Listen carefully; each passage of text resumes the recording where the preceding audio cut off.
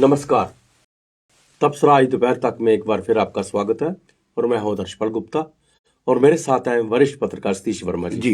सतीश जी, कल हमने जिक्र किया था जिस बात का, आजाद के गुलाम नबी आजाद के उस बयान का, और हमने ये भी कहा था इसको लेकर जम्मू कश्मीर की सियासत गरमाएगी, जरूर गरमाएगी, और वही आज हुआ। बिल्कुल आज उनके बयान को लेकर पीडीपी और कांग्रेस सामने आई कि उन्होंने रिएक्ट किया है, यहाँ तक कि उन्होंने कहा है कि गुलाम नबी आज़ाद जो है वो सबसे बड़े राष्ट्रद्रोही हैं। उन्होंने कहा है कि ये चीफ मिनिस्टर थे उस वक्त और यूनिफाइड कमांड के हेड कर रहे थे, होम मिनिस्ट्री इनके पास थी, इन्होंने तब क्यों नहीं एक्शन लिया?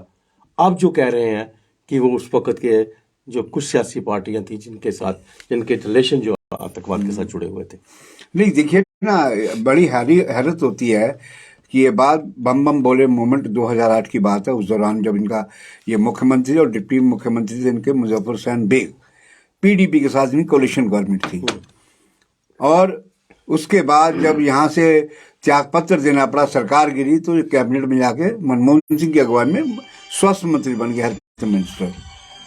सवाल यह है कि जिस प्रकार के इन्होंने अति गंभीर आरोप जो लगाए हैं मनमोहन सिंह पे, उस टाइम के गृह मंत्री शिवराज पाटिल पे, उससे बवाल मचना स्वाभाविक है, क्योंकि चुनाव की बयार हो और ऐसे मौके और इस तरह के बयान जो हैं किसको आखिर फायदा पहुंचाने के लिए दिए गए हैं, ये भी सहज समझा जा सकता है।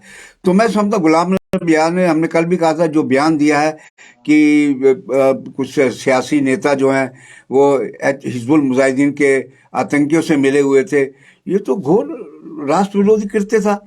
सवाल ये उठता है कि आजाद साहब, आप उस बात को आज तक क्यों छुपाए रखा? आपने पहले क्यों नहीं खुलासा किया? आप जब स्वास्थ्य मंत्री बने, आप छोड़ देते कि आपने मेरी कार्रवाई नहीं की। अगर आपने इतना नैतिक बल होता, इसका मतलब कि अपने सियासी खेल के लिए सुविधा अनुसार आपके बयान आते हैं। और हमने कई बार चर्चा की अपने पीपी लाइन पे इनके भविष्य को लेकर। सबको मालूम है कि जिस प्रकार इन्होंने पार्टी आला कमान, खासतौर गांधी परिवार पर हमले किए थे, निजी हमले भी किए, तो उसके बाद इन्होंने कहा था कि मैं राष्ट्रीय स्तर की पार्टी बनाऊंगा, जैसे कि मानो कि पता नहीं क्या भूकंप आ जाएगा, लेकिन नहीं बना पाए, प्रदेश स्तर की पार्टी बनाई। उसमें भी इनको सतही तौर पर कोई सफलता नहीं मिल रही है। हम भी जानते हैं, मीडिया जानते हैं, दुनिया जानते हैं किस तरह सभाओं में लोग लाए जाते हैं, किस तरह उनके लिए लंगर पानी का इंतजाम होता है, वाहनों का इंतजाम होता है, लेकिन जो करवाता है नेता, उसको पता होता है कि सच्चाई क्या है। ये उनको सच्चाई पता है कि संगठन के नाम पर उनके पास 10-20 वो नेता हैं सिर्फ जो हमेशा से उनके रहे, जब पार्टी में थे आजाद साहब, और जो यहाँ मंत्री बने उनके रहते हुए। तो मैं समझता हूँ गुलाम नबी आजाद के लिए ये बड़ी आने वाले दिनों में चुनौतियां खड़ी हो सकती है, क्योंकि आपने दो बातें कही हैं।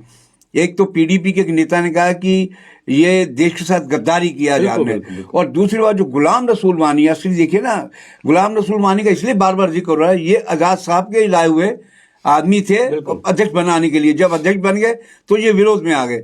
तो गुलाम रसूल वानी ने कहा, जो प्रदेश कांग्रेस कमेटी के अध्यक्ष हैं, उन्होंने कहा कि आजाद साहब आखिर 20 साल क्यों खामोश रहे? आपने तो बल्कि एक एसएसपी और एक डीएसपी के खिलाफ कार्रवाई इसलिए की थी कि आपने कहा था इसलिए मानवाधिकारों का उल्लंघन किया, और आपके पास गृह विभाग था, यूनिफाइड कमांड के हेड थे। तो अगर मनमोहन सिंह ने आपकी नहीं सुनी या गृह मंत्री ने नहीं सुनी, तो आप उस मीटिंग में तो उठा सकते थे मुद्दे को यूनिफाइड में कि भैया इन पे नजर रखिए, एजेंसियों कह सकते थे।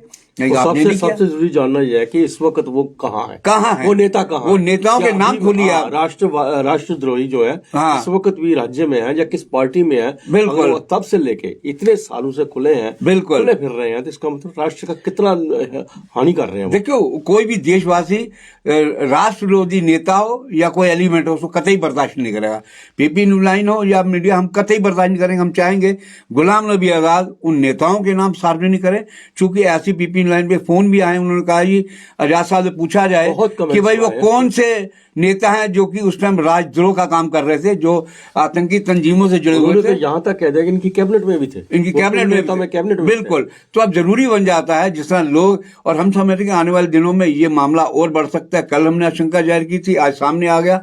आजाद साहब लगता है कि अपने ही जो तर्कश से तीर छोड़ा है, वो लगता है कहीं उन पर उल्टा ही ना उल्टा इस्तेमाल ना हो जाए, तो इसलिए जरूरी बनता है कि आजाद साहब को नाम खोलने पड़ेंगे, वो तारीख खोलनी पड़ेगी, किस तारीख को आपने चिट्ठी लिखी, चिट्ठी का मजमून खोलना पड़ेगा, और क्या उस पर कोई करस्पॉन्डेंट हुई या कार्रवाई हुई, उन सब का उनको खुलासा करना पड़ेगा। अन्यथा गुलाम नबी आजाद साहब, आपकी जमीनी हकीकत जो पॉलिटिकल है वो तो है नहीं, फिर आपकी जुबान पे भी यकीन करना बड़ा मुश्किल होगा। और मुझे लगता है कि अभी ये सियासत जो गरमाई है थमेगी नहीं थमेगी, इस पे और चलबेगा। बिल्कुल सही चीज, जैसे वो राहुल गांधी ने भारत जोड़ो यात्रा शुरू की है जी, और ऐसा लग रहा है कि जनवरी के महीने में, फर्स्ट वीक का तो जनवरी, वो जम्मू कश्मीर में लखनपुर से दाखिल होंगे जी, और उनके इंतजामात को देखने के लिए कांग्रेस के जो नेता है दिग्विजय सिंह वो जम्मू पहुंचे हुए हैं। जी। आज उनको जम्मू एयरपोर्ट पर जो पूर्व मंत्री योगेश साहनी की अगुवाई में वहाँ उनको उनकी अगवानी की गई, लाया गया और 2 दिन रहेंगे, जो सूत्र बता रहे हैं।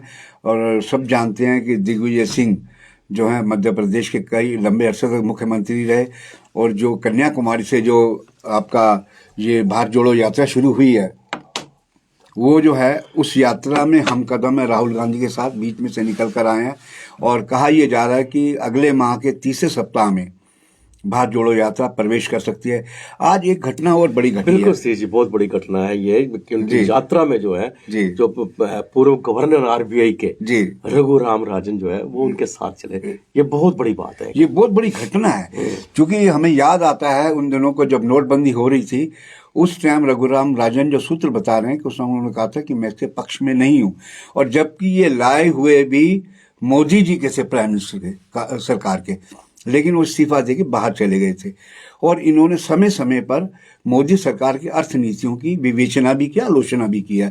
तो मैं समझता हूं कि, और जैसा कि कहा जा रहा है कि यात्रा राजस्थान में शामिल हुए हैं और इन्होंने कई किलोमीटर तक राहुल गांधी के साथ, हो सकता है लंबी वार्ता उसमें, हो सकता है देश की अर्थनीति पे बात हो, उन मुद्दों पे बात हो। और ये बड़ी एक अहम घटना हम मानेंगे कि इतना काबिल जो अर्थशास्त्री है देश के लिए, जिन्होंने आशंकाएं तमाम जाहिर की थी नोटबंदी को लेकर, अगर वो शामिल होते हैं तो इसका मतलब है कि राहुल गांधी की भारत जोड़ो यात्रा उसको नैतिक बल भी मिल रहा है और जन समर्थन भी मिल रहा है। ये था तबसरा दोपहर तक का। बाकी खबरों के लिए आप देखते रहें पीपी न्यूज लाइव। नमस्कार। नमस्कार।